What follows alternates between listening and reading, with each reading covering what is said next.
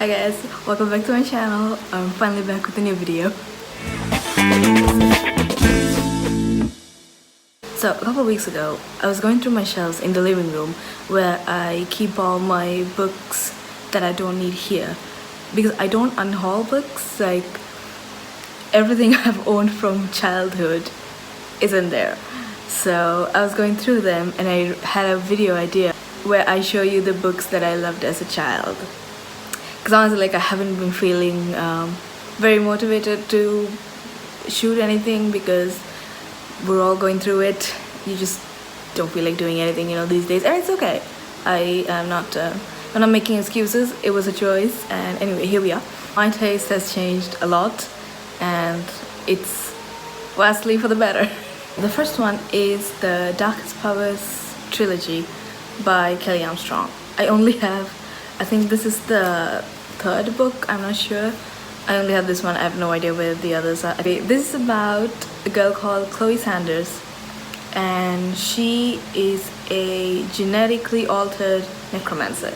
Now, I didn't even know this was called The Darkest Powers, by the way, because I just picked up this book from a bookstore and I just read it. So this is a typical Vampire Diaries scenario where she first meets the nice, kind brother and then ends up falling for the brooding bad boy type big brother. And I think the older one is a werewolf. Anyway, as you see my list, you'll realize that I had a taste. I had a type of books that I liked. It's all about vampire romance, supernatural creatures, blah blah. Don't judge me. I really love this series. I think I read it twice. And the thing is, buying books was not as convenient as it is today. I didn't have Goodreads. I didn't buy books online. There was no way for me to know if there were more than one book in the series, or if there was it's a trilogy, or is there other series that connects to it. None of that.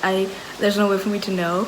So I just read the 3 books, and I think I saw on Wikipedia where it said that Kelly Armstrong was writing a new series with these characters making cameo appearances, and I did buy the first one of that. I didn't really like it as much as I did this series, so I only read the first book. Another series that I read was The House of Night by PC Cast and Kristen Cast.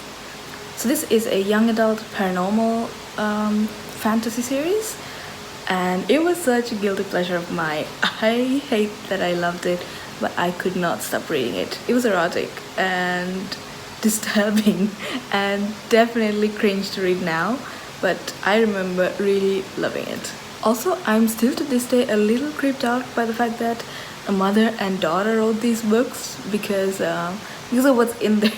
It's about a girl called Zoe Redbird, and she's a vampire who can control all 5 elements: air, fire, water, spirits, and earth.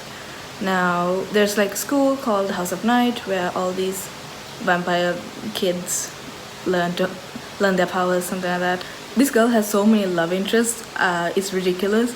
The only one I remember is Stark, who is her mate, and this perfect specimen of a man who will go to the ends of the earth to save this girl. Because even with all these powers, she still needs a man to save her. It wasn't a good series, okay? I would not recommend this.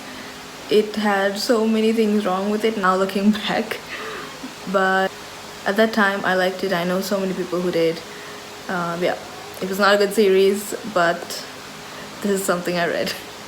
Now the next one, I won't blame my younger self for because I absolutely loved it. And that is the Princess Diaries series by Meg Cabot. Oh man, you have no idea how much I loved it. I loved it so much that I ended up having my own journal. I did it for years after reading this. This series was my life. I loved reading them. I remember I was so sad when the series ended that I tried to read other books of Meg Cabot, but it didn't work. It was nothing like this. The thing is, the story is so simple, but I think what I loved about it was the thoughts of a teenager. Meg Cabot did such a good job writing a teenager's diary. It's a young adult romance, and it's about this girl, Mia Thermophilus, who discovers that she is a princess, and her grandmother decides to give her princess lessons while she lives a a normal teenager's life. Now, even though that princess part is very specific, everything that she goes through as a teenager was so relatable, and I loved reading it so much. It was a great read. I enjoyed it so much, and I remember a lot of people in school reading this book. I'm so excited for this one. The next that is, surprise surprise, The Vampire Diaries by L.J. Smith.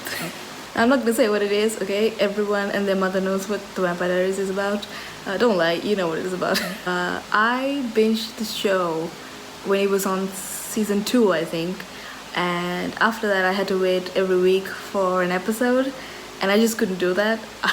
I missed them so much that I found out there were books and I started reading them. If you know me from school and if you're watching this, you know how obsessed I was with the series. It was my life. Now listen, you can find these books anywhere, in any bookshop right now, but back in 2010 it wasn't as popular, so we didn't have these books in Sri Lanka. They weren't available anywhere, so I had to resort to reading the ebooks. Now the underlying plot is the same as the TV show, but the stories are quite different compared to this hunky vampires who suck your blood. The books were first published in 1991, so it has a very archaic vibe, if you know what I mean. Anyway, I didn't really care for the story. It wasn't as fun as the TV show, but I just loved getting to read about these characters who I just miss so much, waiting for like an episode a week. And I think I read till Destiny Rising. Now, if you ever want to give these books a try, I recommend you read Stephen's Diaries. It is a prequel series, and it's the only one that has a close resemblance to the TV show. And it's actually pretty great. It doesn't have a lot of romance, and it focuses more on the Salvatore brothers, just like the flashbacks in the show. My favorite was the fourth one, which is The Ripper. That was like a pretty great book.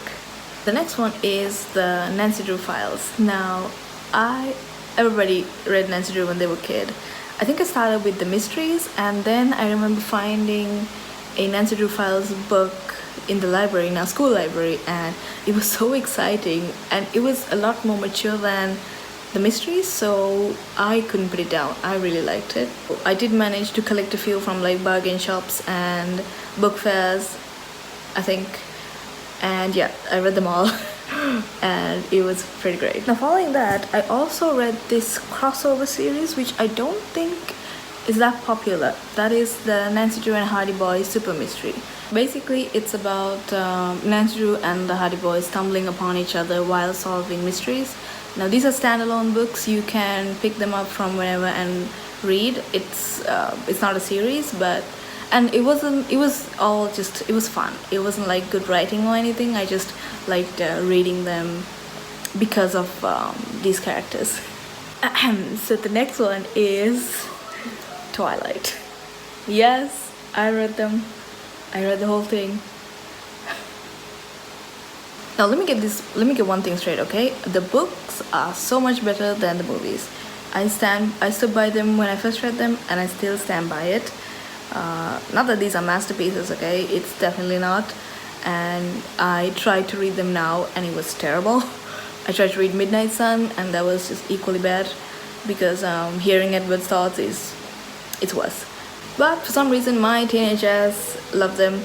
Of course, now reading it, I'm not gonna enjoy it at all, okay? Because if some dude is staring at me and watching me sleep more than one night, I'm not gonna think, oh, I'm falling in love with this dude. No, I'm probably gonna put salt around my house and sleep with a cooking torch. But anyway, it's on this list because my teenage self loved it. And finally, the last one, which is probably the one that I would still want to read again, and that is the beloved Wesley Jackson series by Rick Riordan. This is something that I've been wanting to do for a long time. It's been 10 years since I read them, and you can see the state of these books. Okay. So I'm very tempted to read them again, starting from Wesley Jackson, then Heroes of Olympus, Magnus Chase, Trials of Apollo. I only read up to Heroes of Olympus, Mark of Athena, and I desperately want to complete the series because the last book came out this year, and now that everything's out, I want to just read the whole thing again, and I might do a separate video on that. So that is it. Now before I go, I want to say that I will cherish these books forever. Now, they weren't the best pieces of writing, they weren't the best pieces of work, but my love for reading stems from reading these books. So I will forever be grateful to these books and to my parents who encouraged us to read and never said buying a book was a waste of money. If you like this video, give it a thumbs up, subscribe if you want to see more content, and I will see you in the next video.